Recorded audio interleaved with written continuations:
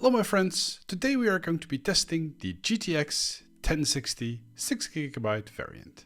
Now this specific model is called the MSI ARMOR and it was launched July 19th, 2016. According to the Steam survey, the GTX 1060 is still one of the most used graphics cards out there. And today we are testing it, how good it can handle 5 modern games that most people will still play. I bought this card from a local seller for 105 euros and it's still a little dusty. The TDP on this card is 120 watts and it uses 6 GB of DDR5. It uses a single 8-pin power connector and it is suggested to use a 300 watt PSU. And it has plenty of display ports and HDMI ports to power a few monitors.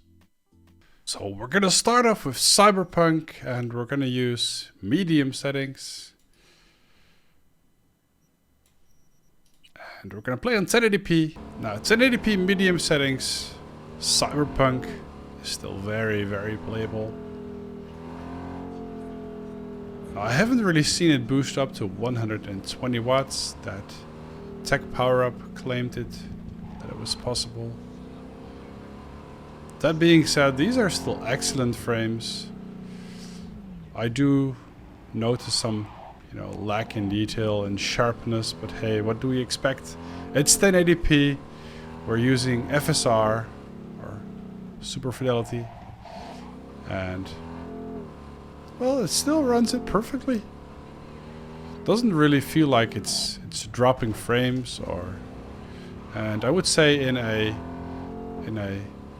single player game like this, you don't really need the very high frames. I could still play this game perfectly fine with around 40 to 50 frames. Maybe in some intensive shooting fights, then we might want to get some better frames, but it's still perfectly playable and it actually looks okay. I mean, it doesn't have the sharpness that 1440p or 4K offers, but hey, this is a super budget GPU. So the next game is Red Dead Redemption 2 Online, and we're gonna play it on ultra settings, ultra medium high. And we're going to use FSR 2.0 balance settings. Now when playing this game, the GPU be like...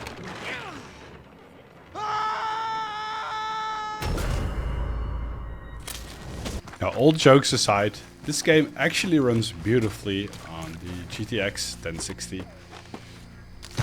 Lows stay pretty good.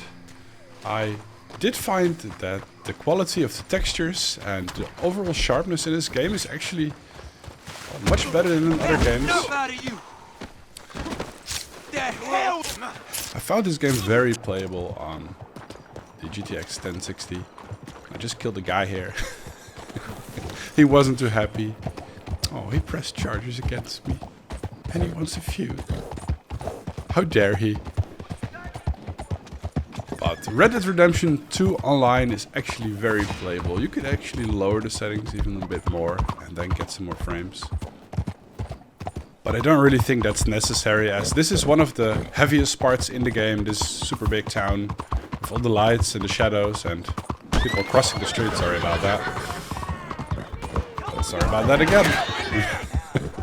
I don't know, when I play this game I just want to go on a rampage, but Red Dead Redemption 2 Online and also just normal single player variant, very playable. Now, next on the list is Battlefield 2042, and we're going to play low settings. You don't really want to play higher settings, then it starts to get laggy or you get bad drops. But 1080p low settings, this game still looks very good and it's still very playable. Also, I don't notice any performance dips, so there's no lag spikes or stutters. The temperatures still stay really good to my surprise, even though it's a little dusty. Now, over here it goes up to 113 watts. I don't really often see it go higher than that, even though the spec sheet said it could go up to 120 watts, but I mean, this is fine. It's good performance, honestly. I did not really expect it to run this smooth, though that i9 also has some effect on that, but I mean, if you're looking at a base GPU, it's still not bad. I can still see many people using this, I understand. So for the Battlefield 2042 test, the GTX 1060 6GB easily passes the performance test. Pretty much all maps it runs perfectly smooth. Some maps a little higher, some maps a little lower, but as this is one of the new maps, I would say this is great performance. Now, next on the list is Forza Horizon 5, and we are currently playing 1080p and medium preset settings.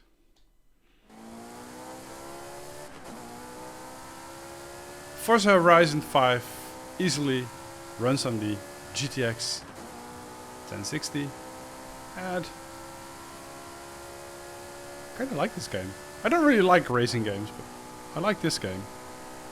We're gonna see how far this Ferrari can jump. This should be a good angle to get on the bridge. No, that was a terrible angle to get on the bridge.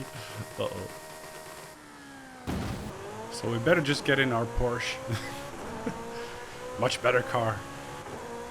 Much better looking as well. I would say this card is perfect for 1080p gaming, and in most games you can still get away with it if you're using low settings or medium settings. I mean, yes, you could get away with high settings, but do not expect great frames. So this is Call of Duty Warzone, and we're gonna jump in the mines of Moria. Okay, it's just the mines, but this is generally one of the heaviest spots in the map, where even the big GPU sometimes gets some drops. The textures look amazing. Not. It's like smooth, it's like one gradient color. You could still play this game on the system, but if you look at like the distance, that's not going to be very handy for spotting people, is it now? Oh. Oh, you don't want to catch one of those rocks. So yeah, this game is playable. I would love to have seen some FSR, so we could chunk the quality of the textures up a little bit, but hey, it is the way it is. And if you come a little closer, it becomes okay. So these are the settings we're playing. 1080p.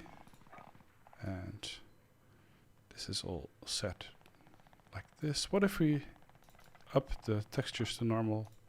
Will it look a little bit better? There.